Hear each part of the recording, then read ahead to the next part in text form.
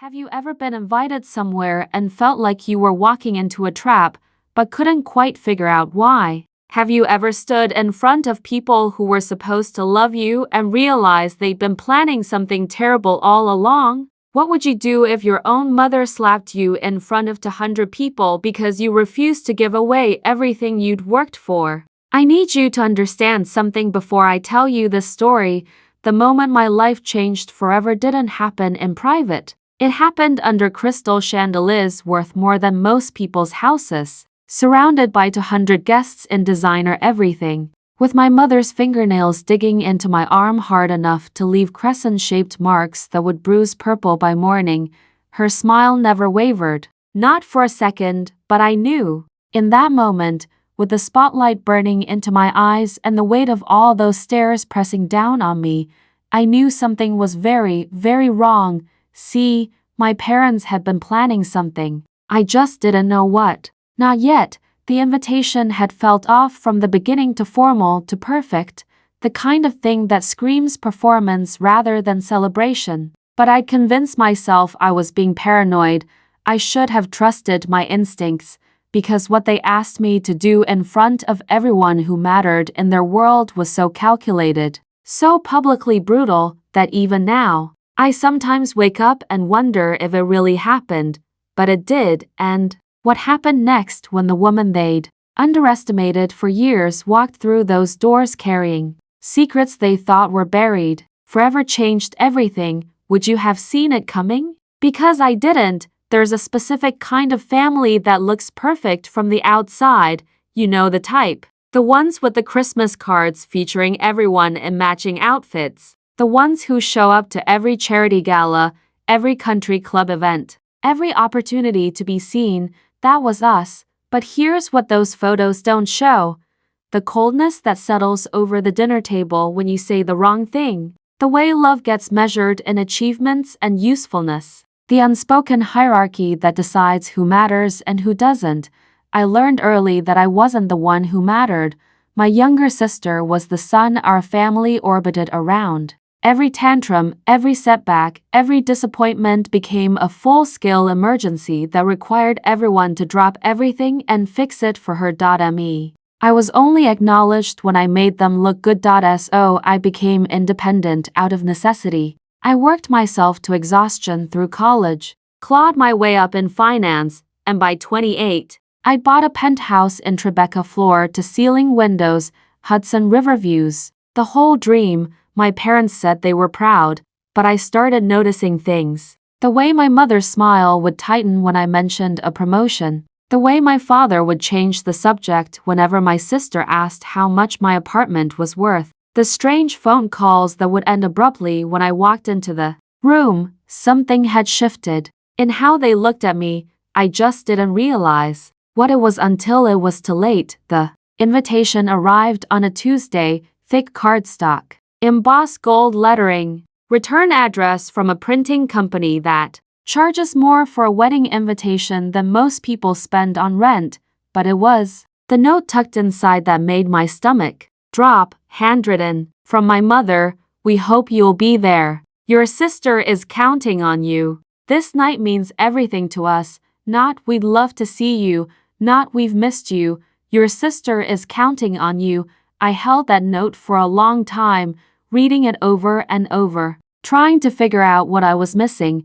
The wedding was at one of those venues you see in movies, the kind with marble staircases and chandeliers that look like frozen waterfalls. My parents had invited everyone, and I mean everyone. Business partners, politicians, old money families they'd been trying to impress for decades. The guest list alone probably cost more than most weddings. When I arrived, the air felt strange, like walking into a theater right before the curtain goes up. That electric, waiting quality.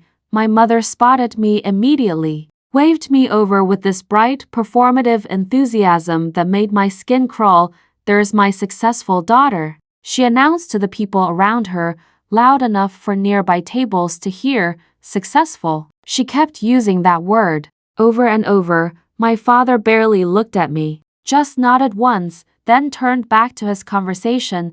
but I caught him glancing at me 3 more times in the next 10 minutes, like he was checking on something. I tried to shake off the feeling, told myself I was being paranoid, that this was just a wedding, just a family event. And then the speeches started, and I realized why I'd really been invited. The band stopped playing. Mid-song, just stopped, like someone had cut the power. The room fell into this expectant hush, and I watched my mother stand up, smooth her dress, and walk toward the stage with the kind of confidence that comes from knowing exactly what's about to happen. She took the microphone, smiled at the crowd. Before we continue the celebration, there's something special we'd like to do. A family moment.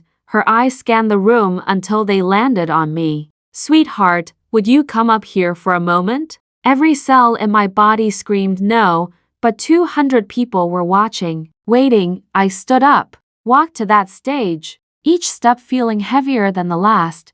When I reached her, she pulled me into a hug that looked warm and loving to everyone watching, but her whisper was ice cold.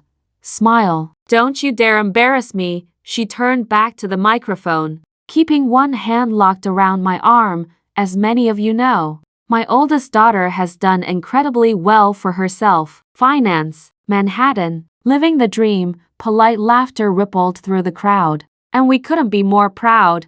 Something in her tone made my throat tighten, which is why we thought as a family that it would be beautiful for her to give her sister something truly meaningful, something that shows what family really means. The room went completely silent. We think she should sign over her penthouse tonight as a wedding gift. I actually felt the blood drain from my face.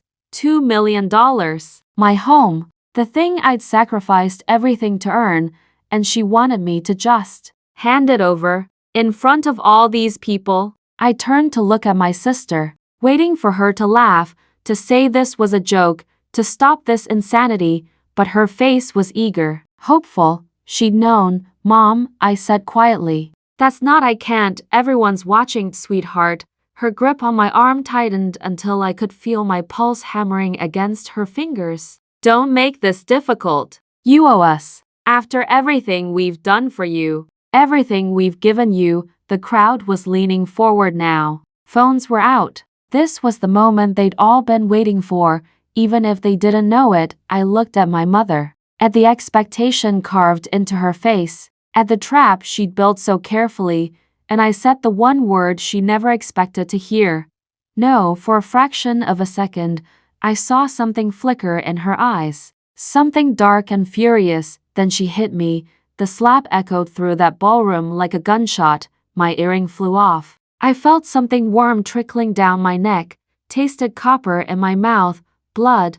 The room didn't gasp, didn't move, didn't rush to help. They just watched, waiting to see if I'd break. I could have screamed, could have hit back, could have made a scene that would have ended up on social media before midnight, but instead, I did something they didn't expect. I bent down, picked up my earring from the polished floor, wiped the blood from my ear with the back of my hand, and walked off that stage in complete silence. No tears, no apologies, no explanation, just gone. The crowd parted as I moved through them. I could feel their stares burning into my back, hear the whispers starting to buzz like static, but I didn't turn around. I pushed through the gilded doors, stepped out into the cold New York night, and for the first time in hours, I could breathe. My hands were shaking, my ear was throbbing, my mind was racing through 1,000 different versions of what I should have said, should have done, but underneath all that chaos, there was something else, clarity. I pulled out my phone and made one call, the only person who'd ever really seen what my parents were capable of. My grandmother answered on the first ring. It happened, didn't it? She said. Not a question, a statement. How did you? I've been waiting for this call for 3 years. Stay there. Don't leave. Don't talk to anyone. Grandma, what? Trust me. Some truths are more powerful when they're revealed in front of witnesses. She hung up. I stood there in the dark, my heart pounding, wondering what the hell she meant. 47 minutes later, I found out My grandmother arrived in a black car with tinted windows. She stepped out wearing a dress I'd never seen before, elegant, expensive, powerful, and carrying a leather briefcase that looked older than me. When she walked past me toward the entrance, she squeezed my shoulder once. "Don't come in yet. Wait for my signal." Then she disappeared through those doors. I stood there, frozen, trying to piece together what was happening. My grandmother had always been quiet, in the background. My parents treated her like she was fragile, outdated, someone to be humored and ignored. But as I thought about it, I realized something chilling. She let them think that, for years. Through my phone, pressed against the door, I could hear muffled voices, then silence, then a single voice I recognized, sharp, clear, impossible to ignore, my grandmother's. And that's when the screaming started. When my grandmother texted me to come back inside, my hands were shaking so hard, I almost dropped my phone. I walked back into that ballroom, and the entire atmosphere had changed. People weren't smiling anymore. They were staring at my parents with expressions that ranged from shock to disgust to something that looked almost like fear. My grandmother stood at the microphone, the briefcase open on the table beside her, documents spread out like evidence at a crime scene. She saw me and nodded once. "There she is, the daughter they tried to rob tonight." My mother's face was streaked with mascara. My father looked like he'd aged 10 years in the last hour. My grandmother's voice was steady, clinical, devastating. For those of you who missed it, let me recap what I've just shared with your fellow guests. In 2019, my son and daughter-in-law forged my signature on legal documents to redirect my estate, originally meant to be split equally between both granddaughters, solely to their youngest daughter. She held up a document, pointed to a signature that even from across the room looked wrong. In 2021, they sold property that belonged to a family trust without consent, pocketing over $800,000, another document, and 6 months ago, they attempted to drain my investment accounts by claiming I had dementia and naming themselves as my financial power of attorney. The room erupted in whispers. My grandmother let them process for a moment, then continued, "I've spent 3 years gathering evidence. Bank statements, emails, recorded phone calls. I have everything." She turned to look directly at my parents. "The only reason I waited this long was to see how far you'd actually go. And tonight, you showed me. You tried to publicly manipulate your own daughter into giving away everything she'd worked for. And when she refused, you assaulted her in front of 200 witnesses." My mother tried to speak, but nothing came out. My father just stood there, frozen, and my sister, the golden child, the protected one, was staring at our parents like she was seeing them for the first time. "I've already filed a police report," my grandmother said calmly, "and provided copies of everything to my attorney. But I wanted all of you to know the truth first, to see who these people really are when the mask comes off." She closed the briefcase with a sharp click that echoed through the silent room. "Enjoy the rest of your evening," and she walked off that stage like a queen. The wedding ended exactly 17 minutes later. No one wanted to stay. The spell was broken. The performance was over. My sister tried to call me 6 times that night. I didn't answer. My parents tried once, then never again. The truth doesn't always arrive with thunder and lightning. Sometimes it arrives in a leather briefcase, carried by an 82-year-old woman everyone underestimated. As I walked out of that venue with my grandmother's arm linked through mine, I realized something profound. The most dangerous thing I'd ever done wasn't fighting back. It was finally refusing to play by their rules, refusing to shrink myself to protect their image, refusing to believe that their love was worth more than my dignity. And you know what the strangest part is? I don't think they ever loved me at all. They loved what I could give them, what I could be for them, what I represented in their carefully constructed story. But me, the actual person, they never even bothered to learn who that was. So I walked away, not with revenge, not with satisfaction, with freedom. and I never looked back.